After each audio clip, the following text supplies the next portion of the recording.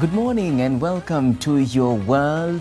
This great morning, the 21st of April 2022, we're having a discussion on leadership and management because this country is bound to go to an election in a couple of months, and a lot of Kenyans are saying they do not trust their leaders. And also that critical question of, do we even have leaders? Do interact with us on our social media platforms at NTV Kenya on Facebook, Twitter and Instagram. Assisting me in this conversation, as has been in the past hour, is Dr. Mureithi Ndegwa, Executive Director, Kenya Institute of Management, and Melvin Thogo, the President of the University of Nairobi Students Association. Before the break, we wanted to talk about diversity and inclusion in the boardroom. Of course, a recent survey and report shows that the inclusion in different, age, the persons living with disabilities has grown from 21% to 36% in Kenya.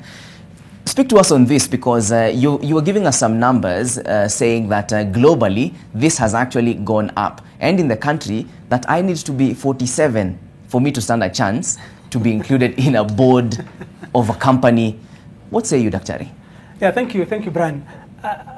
Talking about board diversity and inclusivity, yes, indeed, as a KIM, we've been tracking this research data for the last about 10 years. And we started way back 10 years ago. And there's a report we normally release called the Board Diversity and Inclusion Report. So the report I think you're mentioning is the one for 2021. Now, it's important also for the viewers to understand, when you talk about diversity, what are we talking about? And I think I had said earlier on that diversity is all about acknowledging differences among employees. And I want to narrow down in the corporate world. Whereas inclusion is all about fostering a sense of value and empowerment among the people. Why do we have differences among the employees? There are several things that contribute to this. We talked about personality, the beliefs, the background, and so on and so forth. And so what we are saying is that it's important that we track the board diversity and inclusion in the board arena so that we know how it's shaping up. And again, also wanted to see, does it contribute to performance improvement? Does it contribute to improvement in decision making? Does it contribute to productivity? And this was based on researches that have been done in other parts of the world by other players. And for sure, yes, we've seen there's a direct correlation between board diversity and inclusion and performance, and also with the decision making and productivity. So it is therefore an important aspect to have diversity and inclusion in your boardroom. And it's not simply just because of performance and so on. We know about the Sustainable Development Goals, SDGs. Yes. One of the SDGs, I think, is SDG number 5. It talks about empowering women and achieving gender parity. I think it's empowering women and girls and achieving gender parity. And it clearly says that inclusion, especially from a gender perspective, is not simply just a good to have thing. It's a fundamental human rights issue. So let me now narrow down in terms of the performance from what we tracked based on the research that we did last year. So we had done a collection of data in the late 2020 to early 2021, and we narrowed down on companies listed in the Nairobi Stock Securities Exchange. We also got support from KEPSA, so we got private sector companies, and we also got support from government through SCAC. And so we tracked also the diversity and inclusion in the state corporations. Now, we therefore then partnered with KEPSA, Nairobi Securities Exchange, and New Faces, New Voices in terms of release of this data. Now, you are right to say that we've seen a gradual improvement. The first time when we started in 2012, the percentage in terms of gender inclusion in the board was about 12%. But this has gradually grown to 2021, where we saw the figure rising to 36%, which is very commendable, because globally, we have not reached that level. Globally, the average from other research is about 23.3%.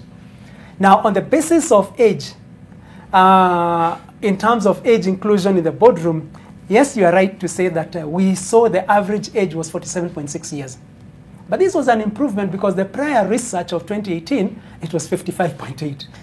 Globally also, we've seen some researches indicating that the figure has increased, or the age has increased from 61 to 63 years, and this is based on Standard & Poor research of the top 500 companies, and this is research that is available off the shelf.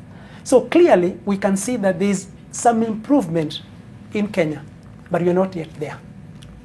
Because if we talk about the third gender rule, is it there in the political scenario? Not sure it is. Not sure. When you talk about the elective positions we are talking about now, are we sure that we'll get the third rule? Not sure. But in the corporate world, at least on the basis of the research of the 345 companies that we sampled in the 3 sectors that I talked about, this clearly indicated that there's a gradual rise to 36%. However, we should not be happy at this level.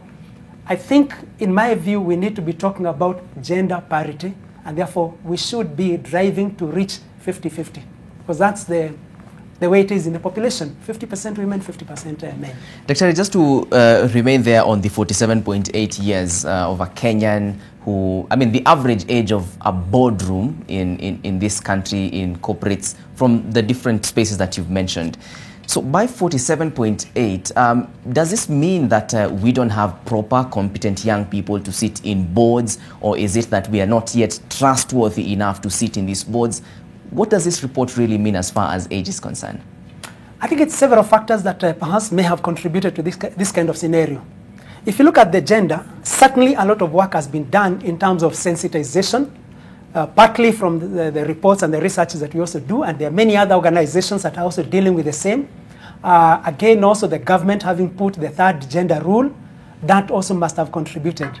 But when it comes to age, we need to ask ourselves the question, why perhaps has that not drastically improved? Because from 55.8 years to 47.6, we're still not there. Because if you look at majority of the population, we are told more than 70% is less than 35 years old.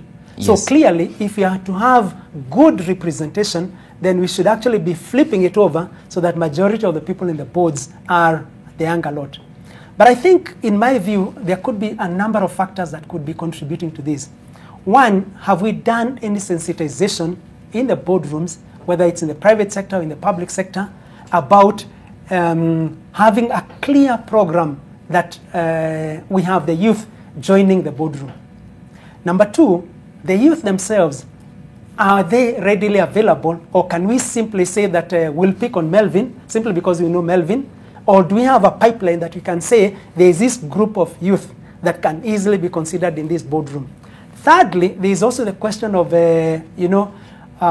when it comes to the board is looking for somebody who's also going to add value. Add value in the sense that they will contribute to the discussions, they'll be available when the board meetings are called for, and they'll also give their time and their resources and energy to increase the value of the shareholder. I think the key question, therefore, that comes is that it's a two-way process. The youth need to do something about it, and the older persons also need to do something about it, because you find in a lot of the boardrooms, it's a network of old school network. Or friends, we play golf together. We are within the same circle of the friendship. Yes. But when that realization comes in, just like the way the ladies have been able to shatter the glass ceiling, then I think we'll see more and more youth getting into the boardrooms. Melvin,